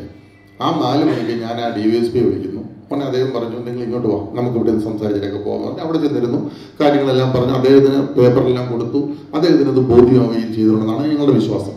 അവിടെ സംസാരിച്ചുകൊണ്ടിരുന്നപ്പോൾ ഞങ്ങളെ അന്വേഷിച്ച് ഒന്ന് ആലോചിക്കണം, ഒരു വണ്ടി, അതിനകത്തൊരു 3-4 പേര് ഈ DVSP ഓഫീസിന്റെ വെളിയിൽ വന്നിട്ട് പോയി എന്ന് പറഞ്ഞു. ഞാൻ കണ്ടിട്ടില്ല. അതിനുശേഷം ഞങ്ങൾ നേരെ പരിയാരം പോലീസ് സ്റ്റേഷനിൽ പോകുന്നു. ഞാനും ഷിബുവും ഈ സനലും കൂടെ CIയുടെ റൂമിലും സംസാരിക്കുന്നത്, സ്റ്റേഷൻ ഹൗസ് ഓഫീസറുടെ റൂമിലും സംസാരിക്കുന്നു. അപ്പോൾ ഞങ്ങൾ പറഞ്ഞു, ഷിബു എന്ന മൊഴി എടുക്കാൻ ചെല്ലും. അപ്പോൾ അവിടുത്തെ പുരുഷോത്തമൻ എന്നാണ് ആ പോലീസുകാരുടെ പേര്, ആ SI ഷിബുവിന്റെ മൊഴി എടുത്തുകൊണ്ട് അപ്പുറത്തിരിക്കുന്നു. ഞങ്ങളിങ്ങനെ CIയുടെ റൂമിൽ സംസാരിച്ചുകൊണ്ടിരുന്നപ്പോൾ 25ഓളം പേരാണ് ആ പോലീസ് സ്റ്റേഷൻ പറഞ്ഞത്. ഇവിടെ ആരെങ്കിലും റിപ്പോർട്ട് ചെയ്തു? ഈ പറഞ്ഞ ഈ തട്ടിപ്പ് എന്നൊക്കെ പറഞ്ഞ് എഴുതിയ മുതിർന്ന പത്രക്കാരൻ റിപ്പോർട്ട് ചെയ്തു. 25 പേരോളം പോലീസ് സ്റ്റേഷൻ വളഞ്ഞിട്ട് ഞാൻ അന്നേരം തന്നെ അകത്ത് നിന്നിട്ട് ഈ CI പോയിട്ട് പോലീസ് സ്റ്റേഷന് അകത്ത് നിന്ന് പോലീസ് സ്റ്റേഷന്റെ മെയിൻ ഡോർ കുറ്റിയിടുന്നു, അപ്പൊ വെളിയിൽ നിന്ന് ആരും കയറാതിരിക്കാൻ. എന്നിട്ട് ഞാൻ അവിടെ ഇരുന്നുകൊണ്ട് SP ഓഫീസിലും DSP ഒക്കെ ബന്ധപ്പെട്ട് കഴിഞ്ഞപ്പോഴത്തേക്കാണ് സംഗതി ചൂടാവുന്നു. വീണ്ടും പെട്ടെന്ന് തന്നെ CI ഇറങ്ങിപ്പോയിട്ട് അതിൽ 2 പേരെ അറസ്റ്റ് ചെയ്തു. അറസ്റ്റ് ചെയ്തപ്പോഴാണ് പറയുന്നത്, ഒന്ന് തളിപ്പറമ്പുകാരാണ്, ഒന്ന് ഈ വെള്ളമുരളിയുടെ ഡ്രൈവറാണ്, നേരത്തെ അയാള് എന്തോ കൈവെട്ട് കേസിലോ കാൽവെട്ട് കേസിലോ ഒക്കെ പ്രതിയായിരുന്ന ആളാണ്, അത് FIR ഉണ്ടായിട്ട് പേരില്ല, അയാൾ വേറൊരാളും. പിന്നെ മറ്റൊന്ന് ഈ അനൂപ് എന്ന് പറഞ്ഞ മറ്റേ ഓസിൻവാസമായിട്ട് ബന്ധപ്പെട്ട അയാളുടെ പേരിലാണ് അടുത്ത ഒരാളെ പിടിച്ചിരിക്കുന്നത്. അങ്ങനെ 2 പേരെ അറസ്റ്റ് ചെയ്തു. എന്നിട്ട് ഇവിടുന്ന് 2 പോലീസ് വാൻ അവിടുന്ന് DVSP ഓഫീസിൽ നിന്ന് പയ്യന്നൂരിൽ നിന്ന് വിട്ടിട്ട് ആ പയ്യന്നൂരിൽ നിന്നുള്ള വണ്ടി വന്നാണ് ഞങ്ങൾ അവിടെ എസ്കേപ്പ് ചെയ്ത് പോകാൻ പറ്റിയത്. ഇത്ര അനുഭവം ഉണ്ടായി. ഞങ്ങൾ കൂട്ടിന് പോയതാണ്. അങ്ങനെ കൂട്ടിന് പോയ തൃശ്ശൂർ കൂട്ടിന് പോയ ഞാനാണ് കൂട്ടുപ്രതിയായി, രണ്ടാം പ്രതി ഞാനാണ്. ഞാൻ വീട്ടിൽ കിടന്ന് പറയുന്ന സമയത്ത് എന്റെ പേരിലാണ് ഇവിടെ എറണാകുളത്ത് കേസ് ഉണ്ടാക്കുന്നത്. കേസൊരു കുതിരയില്ലാത്തതുകൊണ്ട് എനിക്ക് അത് വലിയ പ്രശ്നമൊന്നുമല്ല. അത് വരട്ടെന്ന് ഞാൻ പെരുന്തൽമണ്ണയിൽ കാണാം. ഷിബു നാളെ പോയാലും ബൈജൂട്ടനൊക്കെ കേരളത്തിലാണ്, കൊച്ചി തന്നെ കാണാം. എത്ര കേസ് എടുത്താലും നേരിടാൻ ഞാൻ തയ്യാറാണ്. പക്ഷെ അവർ തെളിയിക്കണം ഞാനിതൊക്കെ ചെയ്തിട്ടുണ്ടെന്നോ അല്ലെങ്കിൽ ഈ കാര്യങ്ങളൊക്കെ അവർ തെളിയിക്കണം. അതുകൊണ്ട് ഇതിനകത്ത് അവസാനം ഇതേ ഉള്ളൂ, ഷിബുവിനെ പോലെ ആൾ ഇത്രയും കോടി രൂപ മുടക്കി കേരളത്തിൽ ബിസിനസ് സംരംഭം ചെയ്യാൻ വരുമ്പോൾ ഇവിടെയുള്ള ആളുകൾ സത്യം പറഞ്ഞാൽ ഈ ടൈമിന്റെ ആണെങ്കിലും ശരി, പിന്നെ ഈ സിനിമയുടെ ആണെങ്കിലും എന്താണെങ്കിലും ഇതിനകത്ത് എല്ലാവരും ഒന്നുമില്ല കേട്ടോ. ഇത് ചില ആളുകൾ ഈ ദുഷ്ട മനസ്സിനെ കൊണ്ട് തോന്നി പ്രവാസികളായിട്ട് വരുന്ന ആൾക്കാരെ ബിസിനസ് ചെയ്യാൻ പറ്റാതെ തിരിച്ചയക്കുന്ന ഒരു സംഗതി ഉണ്ടല്ലോ.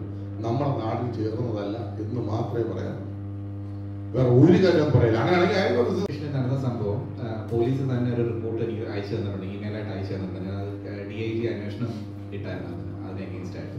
അതായത് പുരുഷോത്തമൻ SIയുടെ പേരിൽ തെറ്റുകളൊന്നുമില്ല, അവിടെ ആക്രമിക്കാൻ വന്നവരെ ഞങ്ങൾ അറസ്റ്റ് ചെയ്തു എന്ന് പറഞ്ഞൊരു റെക്കോർഡ് അത് നിങ്ങൾക്ക് നിങ്ങളുടെ ഡോക്യുമെന്റിനകത്ത് വെച്ചിട്ടുണ്ട് ഹരിയാന സ്റ്റേഷനിൽ നിന്നാണ്. അത് നിങ്ങളൊന്ന് ചെക്ക് ചെയ്തോളൂ.